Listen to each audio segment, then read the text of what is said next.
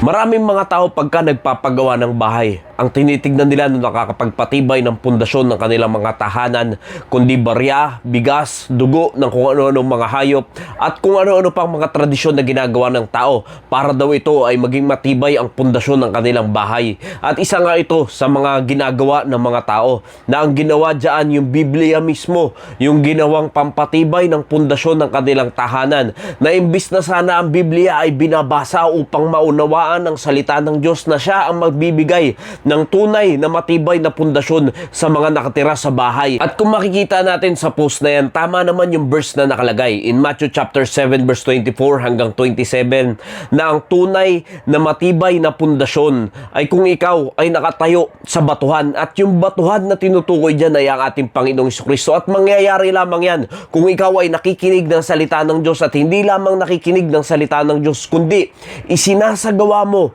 ang bawat salita ng Diyos na iyong naririnig. Isinasabuhay mo, ina-apply mo sa iyong buhay, dahil kahit na ikaw ay nakikinig ng salita ng Diyos at wala namang application sa iyong buhay, ay hindi ka rin matatayo sa batuhan. Inihalin tulad ang iyong pagtatayo ng bahay o ng tahanan sa isang buhanginan kapag ikaw ay nakikinig lang ng salita ng Diyos at hindi mo ginagawa ito.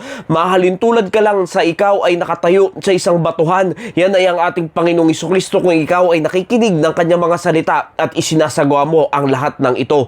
Kaya alam niyo po mga kaibigan, mga kapatid, yung mga ganyang klaseng tradisyon ay hindi po yan yung tunay nakakapagpatibay ng pundasyon. Sinabi rin ng Biblia in Psalms 127 verse 1, "Except the Lord build the house, they labor in vain that build it." Ibig sabihin, kung hindi ang ating Panginoong Jesucristo ang pundasyon ng ating mga tahanan, ay hindi po yan magiging matibay. Hindi lamang po physical lang tinutukoy mga kaibigan, mga kapatid, kundi kung ikaw ay isang padre de pamilya, meron ka ng sariling pamilya at ikaw ay hindi namumuhay ng ayon sa kalooban ng Panginoon, hindi mo ginagawang sentro ang ating Panginoong Jesucristo, ay hindi magiging matibay ang iyong pundasyon, dahil ang bato na tinutukoy na pundasyon walang iba kundi ang ating Panginoong Jesucristo. At mangyayari lamang yan kung ikaw ay nakikinig ng salita ng Diyos at isinasagawa mo ito. Kaya alam niyo po mga kaibigan, mga kapatid, nakakalungkot na yung Biblia ay ililibing mo lamang na pampatibay ng tahanan, dahil ito po ang sasabihin ko sa inyo, na kahit anong tibay, anong ganda, anong konkreto ng pundasyon ng inyong bahay, gaano man kataas na palapag ang inyong mga bahay, anuman ang napundar nyo sa loob ng inyong tahanan, kung ang Panginoon ay hindi pundasyon ng inyong tahanan, kung ang nakatira dyan ay mga walang pananampalataya sa ating Panginoon, kung ang nakatira dyan ay meron ngang pakikinig ngunit hindi ginagawa ang salita ng Diyos, hindi rin po yan magiging matibay na pundasyon, na pagka dumating ang unos, mga problema, ay hindi po sila makakatayo, dahil para silang itinayo sa buhanginan na madali lang po mabubuwal at mawawasak ng dyablo. Dahil ito po ang tatandaan natin, ang Biblia ay ang salita ng Diyos, at hindi po yan para ilagay na pangpundasyon sa tahanan natin.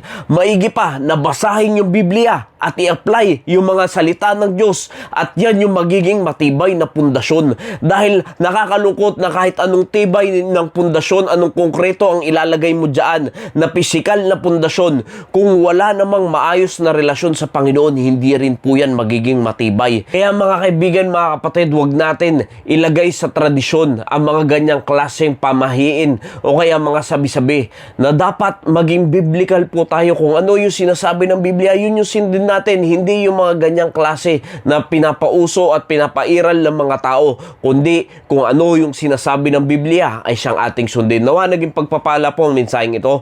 Maraming salamat po and God bless you all.